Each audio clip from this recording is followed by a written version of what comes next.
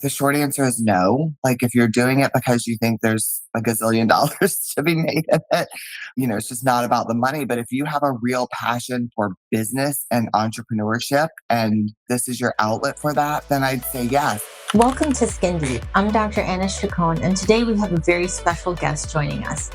Get ready for some expert insights you won't want to miss. So, Angela Baldasare, I met you on Facebook. You posted Yes. and you said, what a great idea it would be if, is anyone interested in learning about selling a med spa and about having one?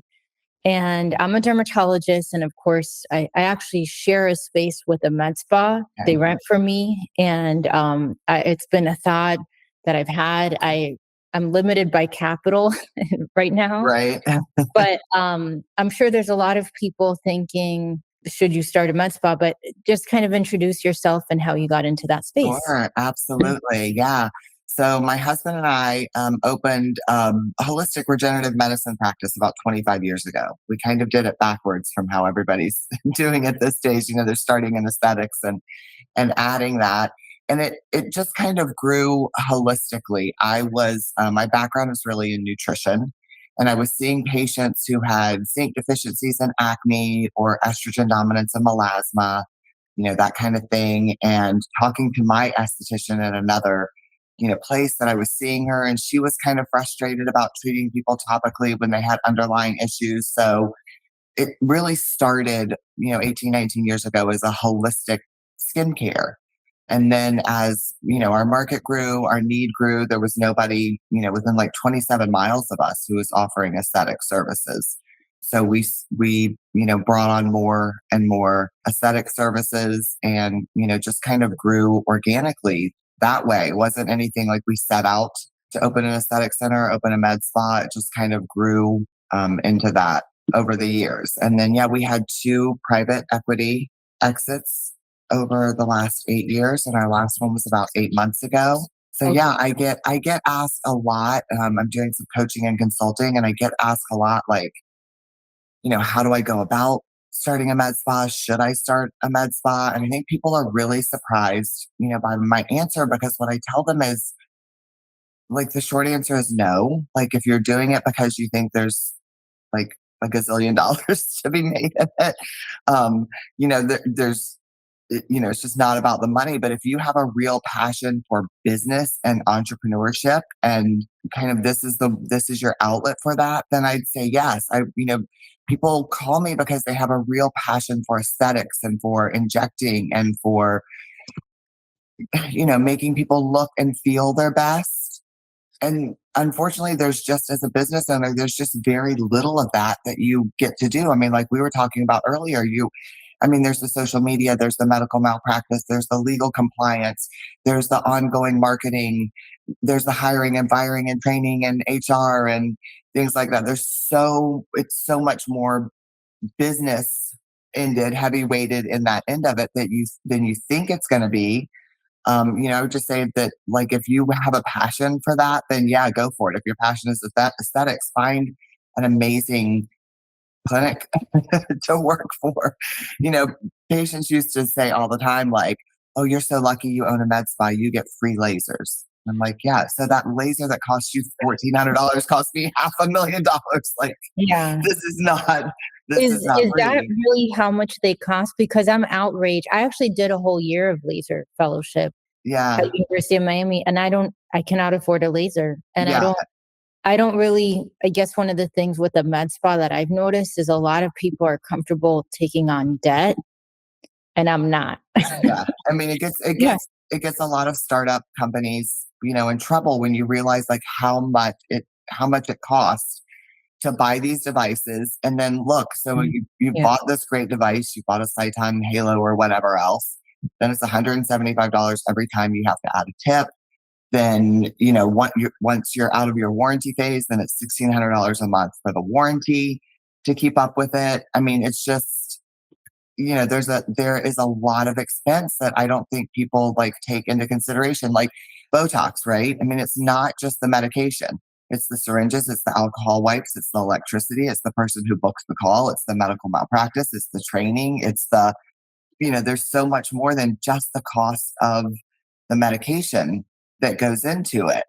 I mean, so yeah, if that's something you really want to do, like just be really clear that you're going to need really deep pockets, you know, and a lot of business sense. And you've got to weigh like, am I going to take loans? Am I going to, lease these lasers? It's expensive. It's an expensive business to run, and the aesthetics industry changes all the time. So, you'll make this investment in this great laser, and 18 months later, there's something better, faster, less invasive, less downtime, less whatever else. And it's just a churn. And how much would you say? I mean, that's why I haven't opened one myself. I'm Yes. a very plain bread and butter dermatologist. So I do treat people with as affordably as I can. I use the best items, but I try not to buy things that are, and we actually don't have the space. But I mean, the other day I was talking to someone opening a med spa and they had at least 4 lasers. Like these lasers are hundreds of thousands of dollars. Correct. And I'm like, you're just opening?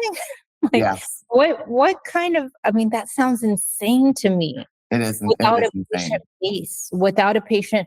So I thought, as a dermatologist, let me make sure I have a good patient base and then I'll complement things later.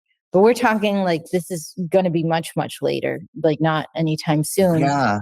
But how much does it cost to open a med spa? So, we were in a little bit of a different situation because we had an existing practice and we just did an expansion for our med spa. But, I would think, $2 to $2.5 million is what you What? need for, yeah, for build out, for equipment, for establishing your accounts, for hiring your employees, for the software, for your marketing budget, for, there's a lot involved. That's why I said make sure your passion is business and not aesthetics before you do it.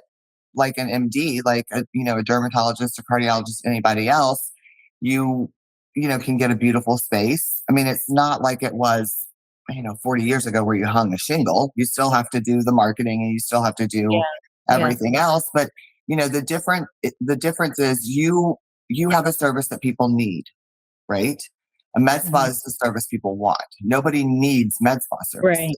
Right. So you have to be really aggressive in, your marketing approach, in getting out there and having top of the line lasers, and, either being or hiring a social media expert. Nobody needs Botox. Nobody needs filler. Nobody needs a laser. They want it, but it's not a need. So I know, and that's exactly what you said. Most of my patients, it's they need something. They're literally walking through the door. We were open Super Bowl Sunday, and they are dying in pain of something, oh yeah, and they have something's no. hurting or itching or Yeah, burning or exactly. yes. Yeah, and if they need something, correct. That's kind of my market. So just to clarify, you didn't start your med spa from scratch, or you did? Well, we did. We had a holistic patient base, and we thought that there would be more crossover than there was. We thought, oh, these patients have known us for years, they trust us, they whatever else. That didn't really happen as much as we thought it was. The people, who had been coming to see us for food sensitivity testing or hormone testing or things like that did not really cross over into the aesthetic space. It was really two separate groups of patients. So even though we had a base, we didn't have a lot of crossover, but we had been established in the community for many years, and people knew who we were, knew where we were located. So when somebody would say, I heard Affinity is now offering Botox, then that person, even though they hadn't come to us for aesthetic services, would say, I really like them over there. I respect them. They operate with integrity. And, so our reputation in the community definitely helped with that. But, otherwise, yeah, it was starting from scratch. It was the tables and the setting up accounts and buying the lasers and buying the hydrofacial machine and buying the Visia facial scanner. And yeah, it was bottom up. And then tell me a little bit, is your background in business? Are you a practitioner? So I am not, and that's another thing that I would say. My background is in nutrition, so I did the nutritional testing and weight loss, for our original practice. Actually, I went to school for I studied communications. The nutrition stuff did not transfer to the med spa part of it. I kind of had to leave that behind when we started doing all of those things. My husband got to run with it. But I mean, yeah, the business background is something that, you learn school of hard knocks. You just kind of have to dive in there and just start digging and attending seminars and researching medical compliance and learning the fire kind of thing. Yeah, I understand. How many years were you open? 25, 25. 25 years. Yes. Oh, okay. And then a little bit about the sale as well, because you said you sold Sure. twice. How do you do that? So when we moved to, I think it's been about 8 or 9 years ago now, when we moved to our larger building, when we did the expansion and we had decided to add the aesthetics, my husband kind of said, I think I want to take a step back. I think I want to go back to school. We've had this offer, just for this holistic side of our practice. It was a colleague that he went to undergrad school with. So it was super easy. It was like selling a house. That is not how it usually is. I mean, the papers were signed, the money was deposited, like everything was super smooth. We kind of shared our space with them. And then they did not return post COVID. So they just told my husband, like, you can take it back over if you want to. Who was Again, this? Who was this? our first sale, the Oh, buyers who bought in the first sale. Now okay. that doesn't happen. They're not that easy. They don't just give it back if they're not coming back. Like none of those things normally happen in these sales. So when we went into the sale, I think I was a little naive because of the way that everything went the first time. We started getting calls like 6 years ago with people just calling saying, "Would you be interested in selling your med spa?" And I would just laugh like, no, like, why would I do this? Like, this is my whole life. What else would I do? You're going to change my branding. You're going to whatever. And then, I mean, I'm 57 this year. So as time went on and I got older and I got more tired of doing all the day to day stuff, my husband and I would have discussions like, what would we do if we did sell? Then it became something that we were interested in and we wanted to do, not for the faint of heart. It's kind of gut wrenching decision. It's my fourth child, patients we had been seeing for 25 years. But we just felt like it was the right time. Did you have one location or multiple We just locations? had one location. Yeah. Okay. What part of the country was it in? We were in Central Florida, Oh, where? in Orlando. I'm in Florida too. You are? Where are you in Yeah, Florida? Miami. Okay. Yeah. We were in Orlando right near UCF. Oh, and there aren't a lot of med spas there? There are now. Okay, but back There then there was. definitely are now. Yeah. But like 9, 10 years ago, I was driving 27, 30 miles to get my Botox done. Now there's one in our shopping center, that's happened in the last couple of months. There's one across the street. There's one on the corner. There's one behind us. Yeah. Now they're kind of everywhere. And that's what I would say to people too. Like, look at your competition. The med spa competition is You're everywhere. I mean, yeah. there's chains now, there's franchises. Lots of NPs are doing, salon loft rentals and kind of concierge aesthetics. Private equity groups have, bought up a bunch of med spas, so their buying power is better. They're getting, lower cost of goods sold. So, I mean, yeah, they're again not like it was 10 years ago. They're everywhere now. So the second private equity group that you sold to was someone that just contacted you, or you specifically look for a seller? The first group that we were with contacted us and made us an offer, and we went under LOI, which means letter of intent, their intent to purchase us. But it drug out for a lot longer than, we're 18 months. And normally when you're under LOI, you can't talk to other buyers. It's called no shop. But fortunately, we were, with a good company. We had established relationships with us, and they let us shop the during the last term of our LOI. So we found a, kind of smaller independent buyer, and that's who we ended up going with. By that time, we had been 3 years into this kind of emotional, physical, and mental turmoil, and we were tired. And our hearts were set on moving back home to Georgia, where we are now. So, How do you know how much to sell for? Like, what kind of financial advice did you have running this and selling it and even starting up? it's EBITDA. It's your earnings to debt ratio. You don't get to decide what you're selling for. Numbers don't lie. It's your valuation. You go through a financial due diligence. Ours was about 3 months long, where they dig into every single thing. And then there's, evaluation on that. I think industry standard is somewhere between 4 to 6 times multiple on what your EBITDA is, but it's not something that you get to say, like, one of the things that I was naive about is, like, we have 17,000 followers on Facebook or what. They're not buying your followers. Like, they're not buying your Google reviews. They're not buying your reputation. They're not buying anything more than the amount of cash, that you have left after, all the debt is balanced out. So it's not like you get to decide. Or, like when you price a home, you look at your comps and you price it, comparable with other, it's just numbers. It's just Okay. math.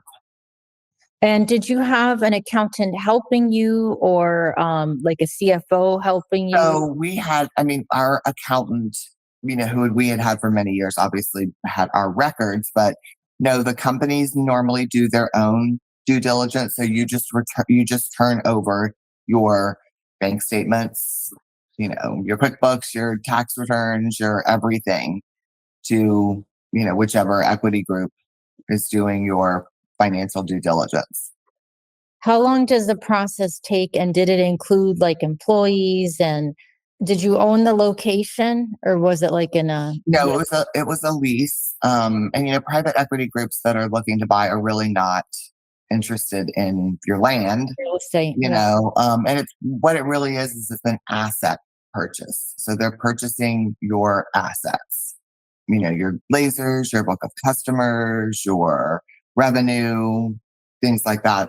Lots of times it's not even, in our case, it wasn't. They did not purchase the tax ID. They didn't purchase the LLC. It was an asset purchase for us. Okay. Did the same employees work there? They did in the beginning, and that's kind of that depends on, the relationship that your group has with your employees. It depends on, the offers that they make them. There's some really great private equity groups that offer like stay bonuses for employees. They're able to give them benefits that, as a small business owner, 401k or health insurance or paid time off, or, that some small business owners are not able to offer. But, just like everything else, it's going to depend on the relationship moving forward, after you leave. What kind of relationship do they make with these team members? Are they appreciated? Are they well paid? Are they, it's up to them whether they stay or go. Just owning a practice myself, what kind of issues did you have with employees? I'm assuming that you had some issues from time to time because they could be very difficult to deal with. Abs- I mean, absolutely. I think, over 25 years, we've had them all. Lots of our past employees we have really great relationships with, and some of them think I'm the Wicked Witch of the West. And, I guess that's okay. I mean, you lose employees for all kinds of reasons. You have them, two of our best employees relocated out of state during their time with us. And that was just, kind of heartbreaking for us because you spend all this, time, money, training them, marketing them, things like that. You have employees poached in the med spa industry where, you're posting how wonderful they are on social media, and another practice sees them and slips into their DMs and Oh, steals them wow. away. No way. Oh I yeah, never even absolutely. thought that that would happen. Absolutely. It's unfortunate, and it's really big in the industry. So that's definitely happened to us. You have employees that just can't keep up with the growth of your practice when your practice starts growing, employees, who will start out at the front desk and decide they want to go to NP school and leave, or decide they want to go into healthcare administration and leave. So you have employees that grow with you and leave that way. You have employees who see the amount of money you're bringing in, but don't see your back end bills. Yeah, They yeah, don't see definitely. Yeah, they yeah. don't see how much is going out, and think that they bring a higher value to your clinic, and demand pay that is just not realistic. So I mean, it's always about finding and keeping good people. What things would you say are essential to someone who's starting and thinking about growing a med spa or selling a med spa? So I would say, no matter what, begin with the end in mind. Even if you think, like we did, like we would never sell this, what would we do? Whatever else, you never know what life is going to bring and how things are going to change, right? So, from the very start, keep lists of your furnishings and equipment, like write down all the serial numbers, what you paid for it, the year you purchased it. Keep really good records of everything, keep everything in an Excel spreadsheet, have an attorney, working with you the whole time, have a great accountant. Don't overspend, don't get yourself into a bunch of debt, because if you get yourself into a bunch of debt, what happens is, like with these laser companies, if you lease 5 lasers, whatever else, they file what's called a UCC lien for the money that's owed on the lasers. So they file a lien against your business, which means if you sell your business, they get their money before you get your money. So know what your UCC liens are, know what's owed, because that's all going to come off of that sale price that's going to go into your bank account. So, know those numbers, keep track of your growth, keep your, expenses as low as possible. Know that groups, when you're selling, like they understand that you pay your cell phone and maybe your kids' cell phones out of, your accounts. They understand that, that can be taken out and credited towards income. If you do any services in your practice that are cash, it's tempting to, take that cash and go to Target or go to, whatever else with your cash. But know that if you take $1,000 out of cash for yourself or your family or whatever to use, that's not $1,000. It's either 4,000 or $6,000, because it's not going into the bank account. So you're losing that multiple on the back end of your sale by not depositing it in the bank, instead of, taking it or bonusing employees with it, or, whatever you're doing with it. Deposit everything, keep good records, and just keep an open mind of, like, what are you going to do afterwards? We have a 75-mile non-compete radius, but that also means that I cannot coach or consult with anyone within 75 miles of That's a our huge practice. feat. So it's a big radius, and we lived in that area for 32 years. So your networking, your connections, your whatever else kind of disappears. So are you going to have a non-compete? What is that going to look like? On the back end, what does that mean? To you for work, if you're going to work. I know lots of people think, well, I'm gonna sell this practice and I'm gonna open the next town over. I probably not. So just know, like, be prepared, like what does this next part of, my journey look like? And, make sure you know in your contract what's going to be asked of you. Now, lots of groups will ask you to stay. They want to keep owners on as employees. And that's great for, a lot of people, if that's what they want to do, and just kind of share that burden of owning a business with a partner. So if you find the right person to partner with, then that's an option as well. Cool. Well, thank you so much, You Angela, are so for welcome. coming on and for connecting with me. And Sure. yeah, Thank you so much. all right, thank you Have so a much. great rest of your day. Bye.